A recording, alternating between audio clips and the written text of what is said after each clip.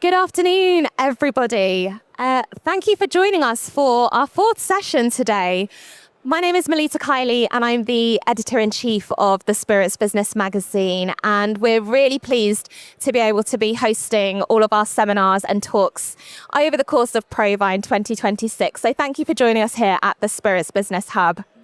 I'm excited to be joined by Zak Oganian, who is CEO of Origen X Group, whose brands you can see to the left of me here and include the likes of Kinahan's Irish Whiskey and Mikolash Vodka. We're calling this session, The Spirits Industry Has a Short-Term Problem. Zak, from your perspective, can you tell us about what you see this short-term problem being? So I'll rephrase it a little bit. So it's not a short-term problem, so that we don't mislead anybody. It's a long-term problem that is having a short-term perspective to brand building. So effectively, everybody's building to sell instead of building to last, which is quite a new thing in a historic theme. It's probably a thing of the past 25, 30 years. It's very artificial and is really kind of superimposed by venture capital money. And I think we're currently, which we're all seeing, what's happening in the spirits business. There's a lot of declines in a lot of companies. And this is now the prime result of exactly that kind of perspective. So we need to go back to a lot of sobriety. And so tell me about Origen X Group and your kind of longer term vision that you have with the brands that you're building.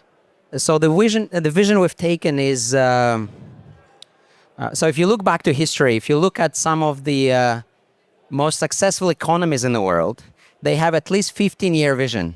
Not 3, not 4, not 5, but 15 at least, ideally 30. And I think this is what we need in the spirits business as well. This is what we used to have 200 years ago, when people built legacy businesses, when every brand was a family brand and it was passed on to generation after generation.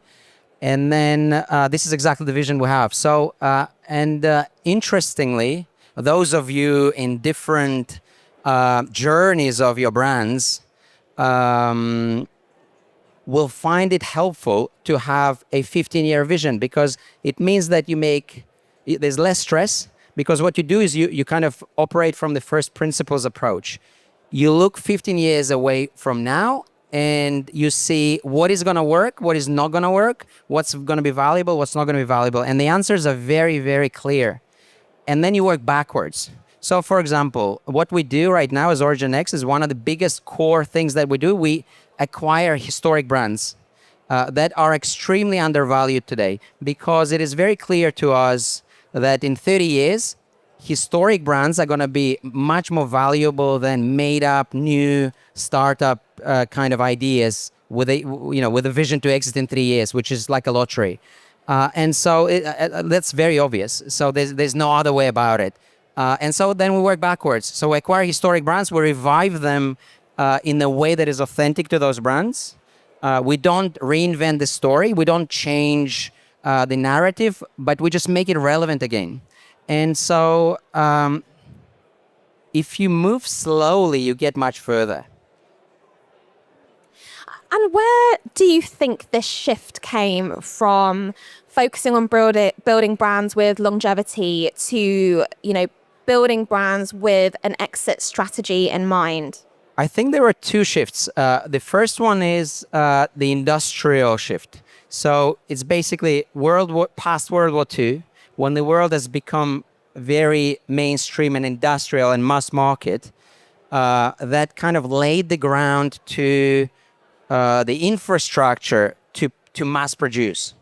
And then towards the end of the century, late 90s, early 2000s, potentially triggered by the IT industries, the dot-com boom and the fast money generation, the venture capital money has entered the game and pretty much spoiled the industry in a way that is more like a lottery, right? So, because the way the venture capital works is they invest in 10 projects. They don't expect 10 to succeed. They expect 1 to succeed, but it spoils the other end of it. So it spoils the startups, because then they have a very short-term thinking, because they want to be billionaires overnight.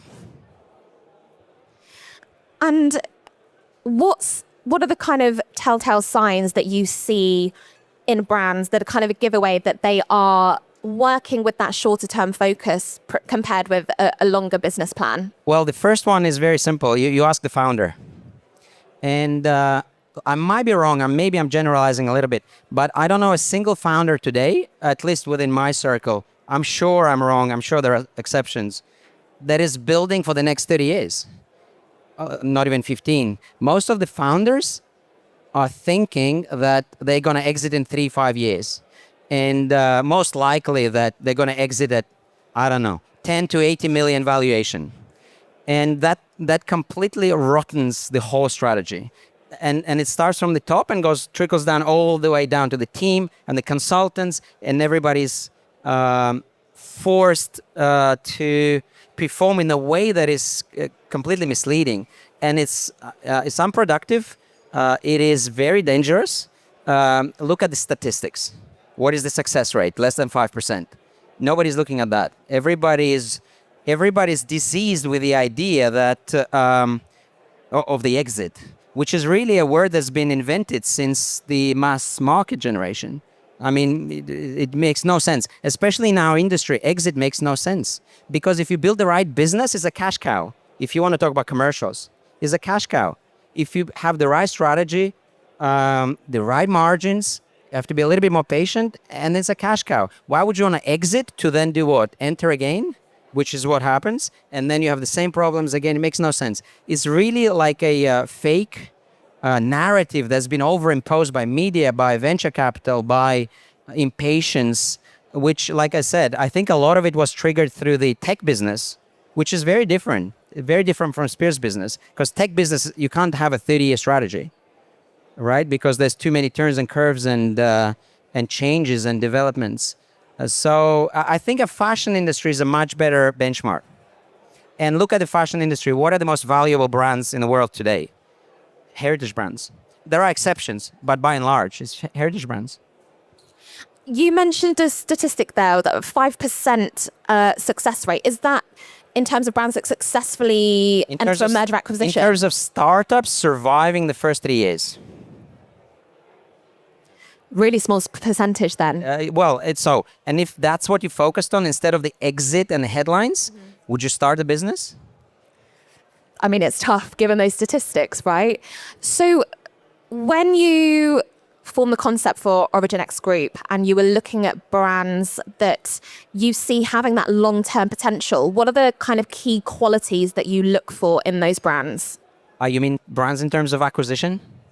So, okay. So what we try to do, we try to go as deep as possible into... First of all, we consider the segment. So we look at the key segments that we believe are going to be important in the next 15 to 20 to 30 years, which is relatively simple. And I'm afraid to say it's not going to be grappa. So you get the point. So we'll look at that first. And then we'll look at so let's take rum. What is going to be the most valuable rum in 20 years without failure? Island rum. Okay, so there's a bit of I'm generalizing, but is island rum going to be less valuable than, let's say, rum that is produced in London, sourced from Amsterdam situation?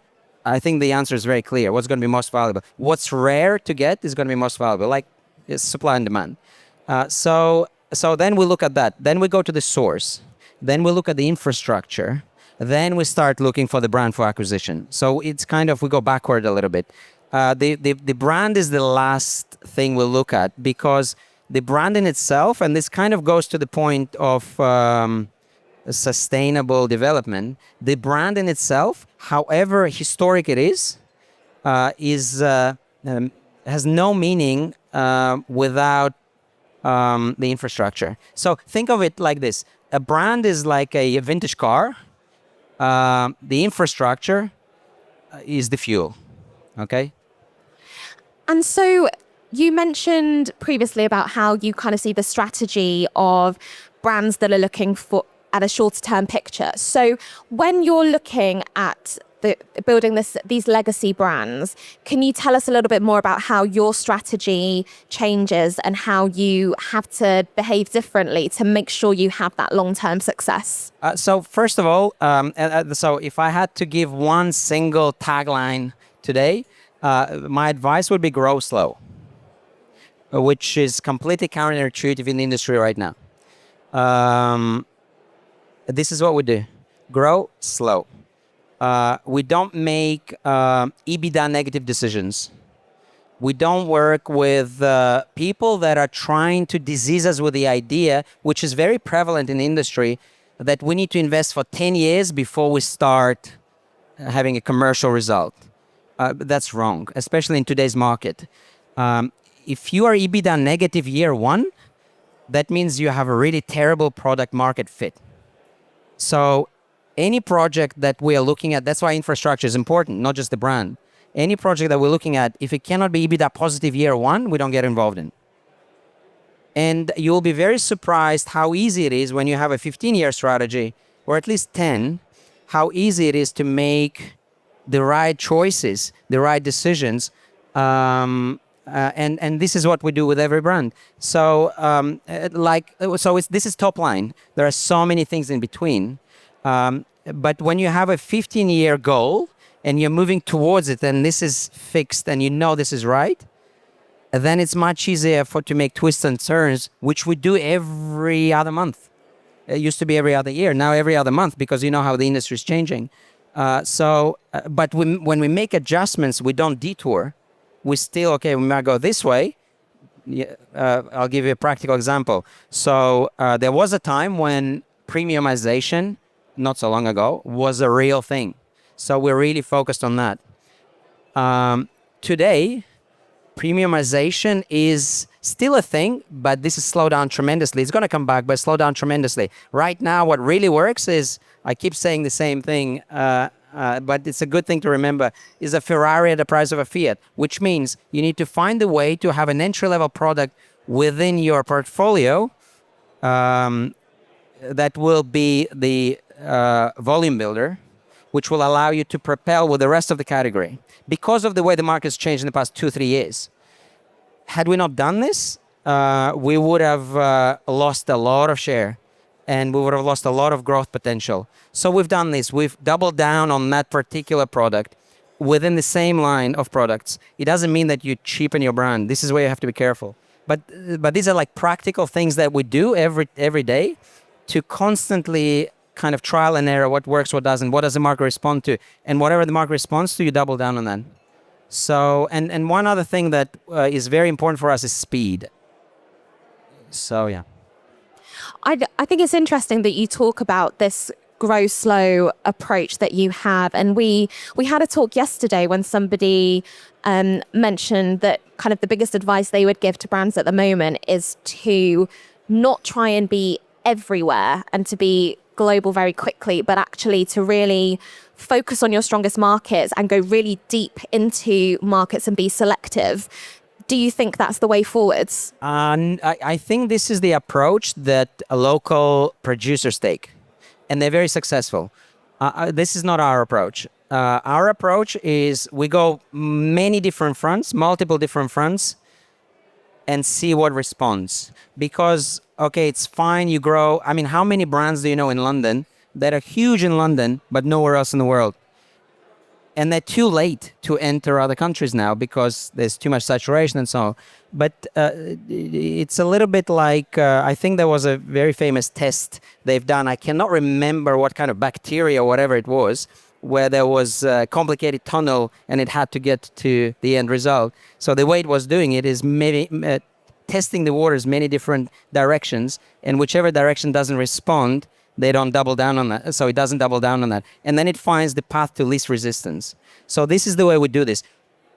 We have many conversations across many countries, and then we focus on, this is why I said speed is important, because if you're slow, then you're just going to oversaturate yourself and like it's not going to work. So you need to be fast now to see, to test, and if the market responds, if a certain opportunity responds, but that's what I'm saying. If you don't have like a 15-year vision, it's very hard to answer those questions. If you have a 3-year vision, how on earth are you going to determine whether or not you need to get this particular opportunity in this particular market? All you focus on is cash flow, revenue, next customer, next container. And the time of that, which is between 2000 and 2020, is now gone. And this is the result that we're seeing in the market at the moment.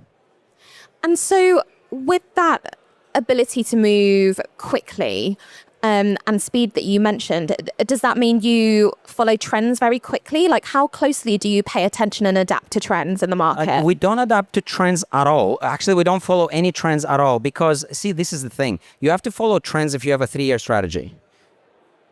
Because what else do you follow if it's a 3-year strategy? Because you have, I don't know the stats, but you have a trend every year and a half, right? So you have to respond to trends. If you have a 15-year strategy, then you're a little bit calmer. It doesn't mean that you're not going to introduce a certain thing to benefit and piggyback on, on certain trends, but it is not making it the thing, right? Do you see what I mean? It's not defining a strategy. So again, going back to the way we do it is a 15-year strategy. We didn't invent this. Like I said, read history. Most of the most successful economies, minimum 15-year strategy. And when it comes to protecting brand heritage, because the brands that you have in your portfolio, they have incredible histories behind them. How do you protect that brand heritage while also making them commercially viable? So these are actually complementary things. So commercial viability depends on the infrastructure you create. I'll give you a practical example, which is, to be honest, painful for me to see. It's a bit boring, but think about this. Let's say you have an investor with 15 million euros in the bank, and they want to get involved with a spirits brand. By and large, the first thing they do is they go and start building a distillery, which is about 10 million euros, and then capex, and then maybe 5 million euros operational expense to run it at full capacity so you have the right price and so on. And the question I ask when they do this, I'm like, why would you do this if you can go and source the spirit, make it your own, talking about whiskey, for example, mature it, get into markets, invest into markets, win the markets first and the consumer with a brand, and then you build your infrastructure, right? Once you have the product market fit. And the answer I always got is, well, we'll build it and they'll come. So, and I think the problem is romanticism. So it's the problem with the spirits industry is one of the most inspirational industries in the world. I mean, like, look at everybody. Look at if you go to an accountant's convention, I assure you, people are not that excited. So, but look at everybody, right? There's so much passion.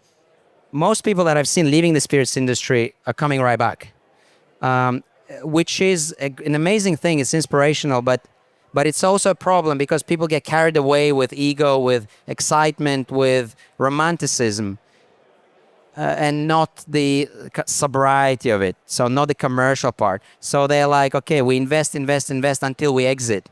And then what happens is the money run out and everybody collapses. So you have to have a balance. Get an accountant as a partner and give them 50% equity.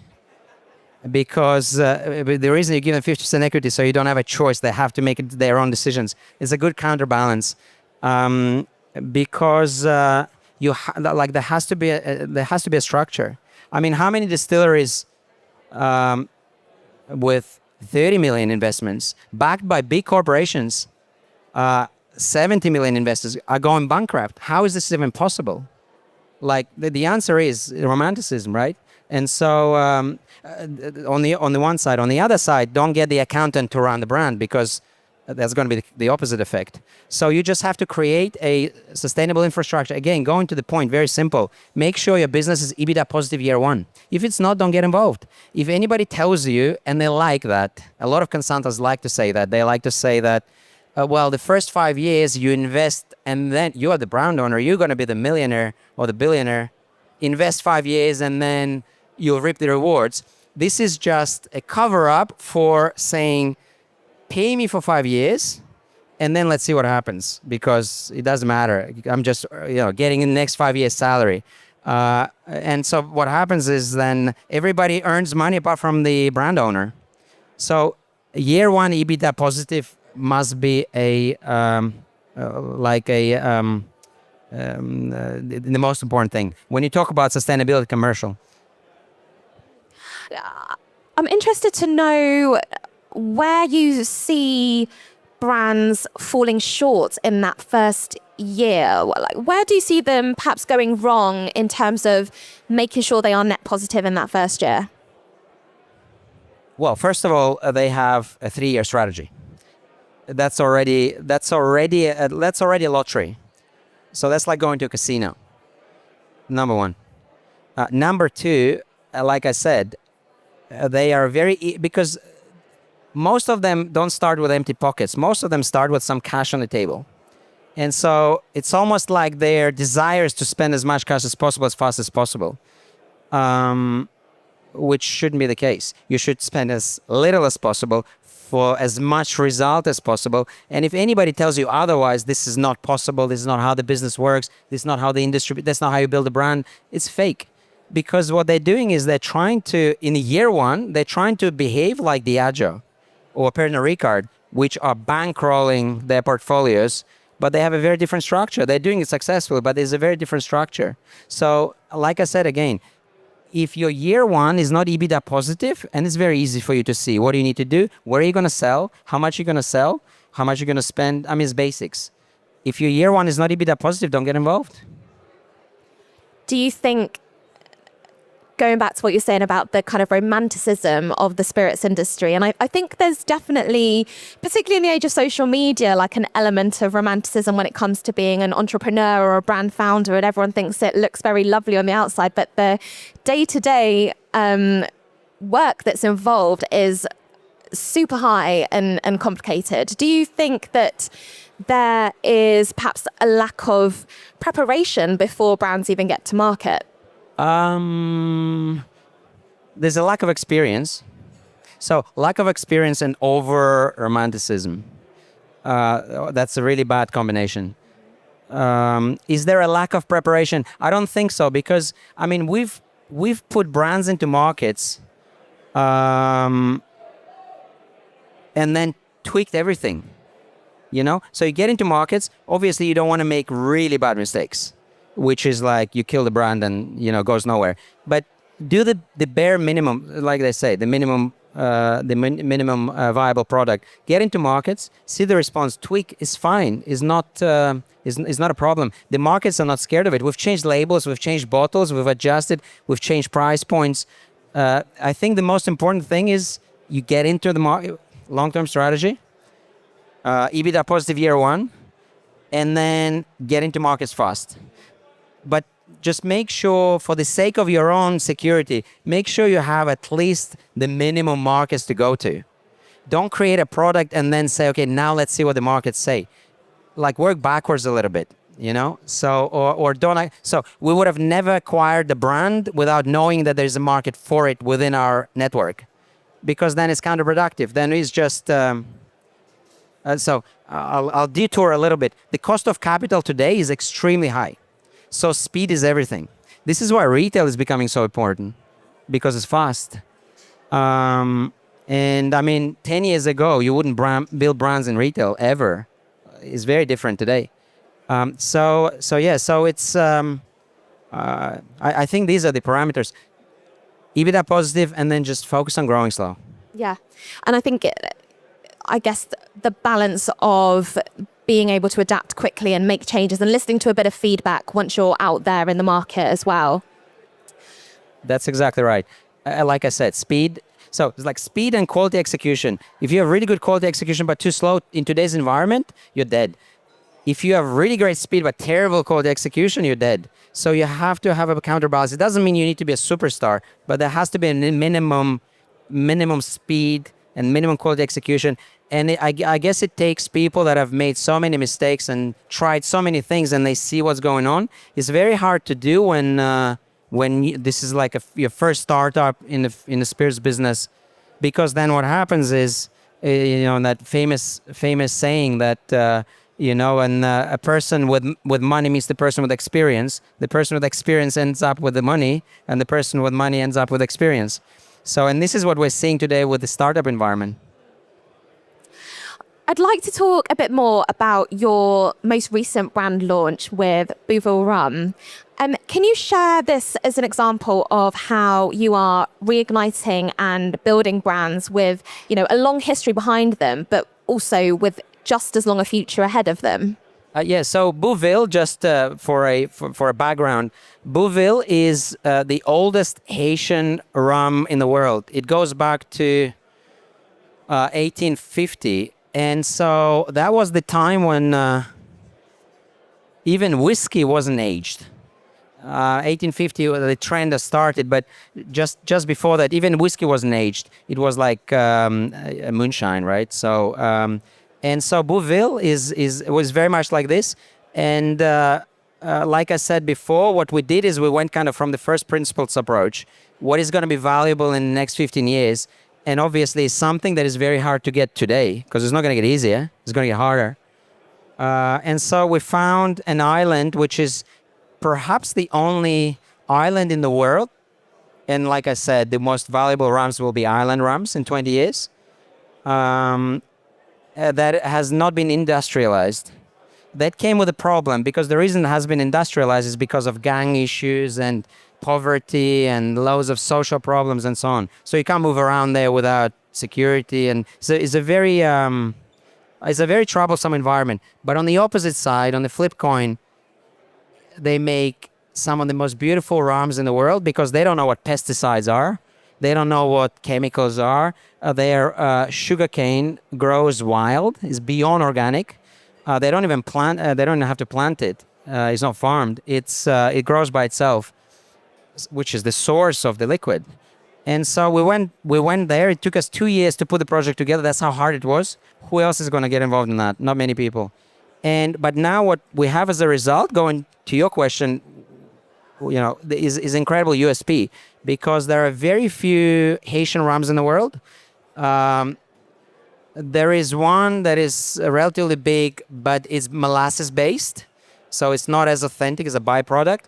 There are some other which are small bottling propositions by the families, which are very, very expensive, and it's like a very niche thing. So we wanted to take it mainstream. So it took us 2 years, and now what we have as a result is a brand that has no competition because there are no Haitian rums made from pure sugarcane at that price point. And so the idea for us is, like I said, going back, you build a Ferrari at the price of a Fiat. 5 years ago, it would have sounded cheap. But today is essential, is existential.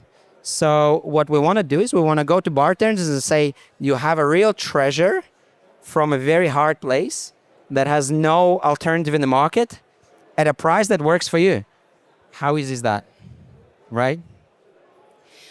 And so with Bouville, what's the plan in terms of, are you taking an on-trade approach with it? Are you taking an off-trade approach with it? So because Haitian rum, which is also known as Claren, so Claren is not a category. Claren is basically original Haitian rum, which is unaged. Because in Haiti, the aging rum wasn't really a thing. Bouville in particular, which is still the best quality local rum that they sell in kegs, like back in the day, they still continue to do it for the local population, has never been aged. So we're the first since 1850 when it was founded to age it, which was started last year. Circling back to your point, because we're starting with white rum, it has to be an on-trade strategy. There will be a small portion of fanatics that love to sip white pure sugarcane rum and that love to try it, maybe 3% of the market. But white rum, it has to be on trade and it's obviously cocktail focused. So yes, the first year and a half is predominantly going to be on trade, and then it's going to follow by retail strategy as well when we have the aged rums in. By the way, we have the first hallmarks of the first aged Bouville in our stand in Hall 5. If anybody wants to try, Yeah, that's pretty cool. And we've had some conversations over the last couple of days with speakers talking about the importance of social media to grow brand awareness, connection, marketing strategies. How does that fit into your plans, as someone who does have that longer term vision? Because social media can change so quickly, right? Yes, it certainly can. It's not going to be a popular answer, but it's the least of our importance when we kick off the project and the product in the first initial phase. Because what happens is, I'll explain. What happens is when people get the brands out, that's the first thing they focus on, attention. The structure and the infrastructure is wrong. So I'm not talking about us because we already have the infrastructure.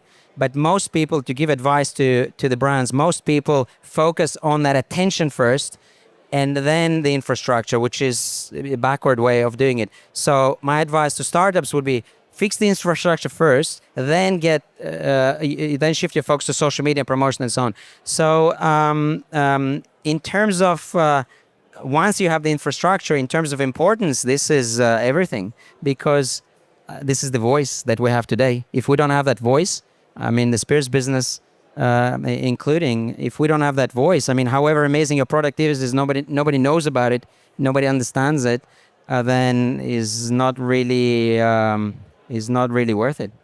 And when you talk about infrastructure, do you mean distribution partnerships, listings in bars, retail? So the first thing I mean is that that is important, but that's secondary. First thing I mean is create a really strong value proposition. Like I said, build a Ferrari at the price of a Fiat, because then you have all the leverage you need. Then you can go to distributors and say, well, I make you an offer you can't refuse. Like with Bouville, So that's what I mean by the infrastructure. Make sure that your production price, as simple as that, is so strong that you can go to, obviously then you have the USPs and the brand and the vision and the 15-year strategy, but it has to be so strong that distributors respond. And the other thing I'll mention actually, which is not necessarily to your point, but it'll be very valuable for people, you have to pay attention to the fact that distributors are tired. The market has become so saturated, so competitive. The distributors are exhausted from all the offers and everything, because they look at brands and they're like, okay, we have two options. We're going to succeed with this brand, which is a problem, because once we succeed, it's going to leave to Bacardi or somebody else. Let's not name all of them. And then we'll lose the distribution. And then the other problem they have is if they don't succeed, that's also a problem, because then what's the point? So what options are you leaving them? So give them an option of 15 years longevity in the brand, because then they won't look past that. They'll be interested in doing it. But if you're giving that option, but you're giving them a Ferrari at the price of a Ferrari, many can do that. That's very easy to do. But if you give them a Ferrari at the price of, or a Fiat at the price of a Fiat, many can do that too. But give them a Ferrari at the price of a Fiat. And it's a possible thing to do. We're doing this every day across our portfolio. So that's what you need to focus on, because that's what people need. That's what distributors need. They need loyalty for 15 years, and they need a Ferrari at the price of a Fiat. That's it. Then they'll do the job. And so when there's no exit strategy at the end of your plan, and when there's no plan for someone to come in and take a majority investment or make an acquisition, how can brands ensure that they stay afloat and they're able to generate the cash flow that they need to succeed? Grow slow. That's it. Just that. Simple. Just that. Easy. Grow slow. Nobody likes to do that. But that's how things used to be, and they were sustainable, right? So grow slow. And are there any additional considerations that brands should take into account to, make sure that their cash flow is strong and make sure that their routes to market are strong? With routes to markets, again, you need to define your strategy. Routes to markets are tough. This is by far the hardest thing. Sales is really the fuel, the engine of any business. Sales can fix any problems. Problems with the product, problems with logistics, anything. If you don't have sales, then you have many problems. So how do you make sure that, again, you have to create a proposition that the buyer cannot refuse. That's what you need to work on. And I mean, I can't give a top line advice that covers everything, because for some brands, some niche categories, it will mean the price. Meaning the most important thing that allows you to pass the gatekeepers. In some other categories, it will mean logistics. In some other categories, it will mean the branding. It really depends. But there, in whichever brand you're involved in, there are always those triggers that you can get right to go past the gatekeepers. And once you're there, again, create a proposition that a buyer can't refuse. So that's what you need to work on.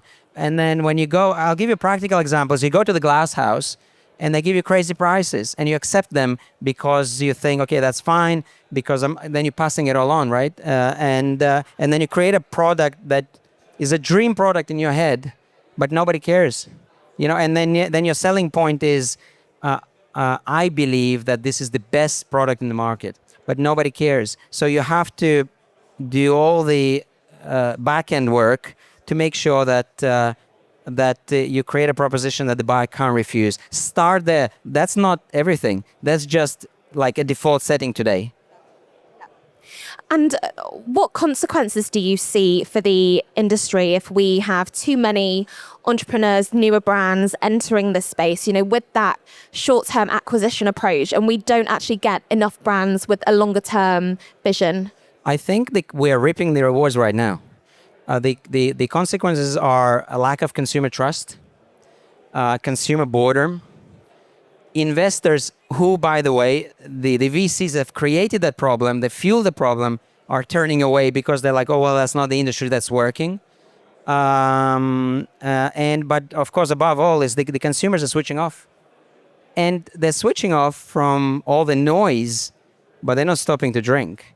They're just going elsewhere. And this is where we come in, just as an example. There's many others that are doing a great job. But it's build a Ferrari at the price of a Fiat. Zak, thank you so much for your insights. It's always interesting speaking to you and hearing a different take on the industry and on brand growth. We have some time for some questions if anybody would like to ask Zak anything. Yeah. Hi, thank you so much for this talk. Thank you. You mentioned earlier that distributors are exhausted. I wholeheartedly agree. I've worked with distributors before. I've been a distributor rep myself. How do newer brands, smaller brands gain a piece of the mind for distributor reps? Because at the end of the day, they're dealing with a bunch of KPIs and sales goals, and even though they might love your brand, they have to answer to the bigger brands. So what do you do, or what does your company do to get distributor reps excited? So there are a couple of things here. The first one, actually going back to one of Melita's points, as far as the route to market is concerned, you need to choose the right distributor. Not every successful distributor is the right distributor. There are a lot of distributors that are very successful. Actually, it's kind of counterintuitive, extremely successful because they're brand collectors. So, I mean, you have to see clearly that if you're getting into, I'm not going to name names, but I'm sure you know all of them in different countries. They're very successful, but you know already that they're not going to have any attention for your brand. And it's very easy to see. Look at the benchmarks based on other brands, right? There are patterns. It's very clear. So why get involved in the first place? Just to say that I got a distributor? You know what I mean? That's where it becomes romantic. So first of all, choose the right distributor, and ask blunt questions. Ask them if they're going to have attention. Ask them to show you examples of another brand entering the portfolio and doing this. Because if there are none, I would say that your chances are, at risk as well. So that's the first thing. The second thing is you need to. So there used to be a time when the producer was a producer and the distributor had the job to work the market, not just distribute, but work the market, activate the products, and so on. Because of oversaturation and really hard market environment at the moment, it's your job to make the distributor's life as easy as possible. It's your job to create a product proposition that the distributor will take to the bartender, and it will fit price-wise, USP-wise, and so on a cocktail list, so that you're in a premium pour or in a well, I don't know, whatever your strategy is. It's your job to do it. It's not distributor's job to do it. If you don't want to help him, then that's where you lose attention. So get the right distributor and give them a Ferrari at the price of a Fiat, and then do a lot of work. Then you and communicate constantly as much as possible to keep their attention afloat. So all the other things, let's throw a party here, let's do this, let's do fancy stuff, is cool.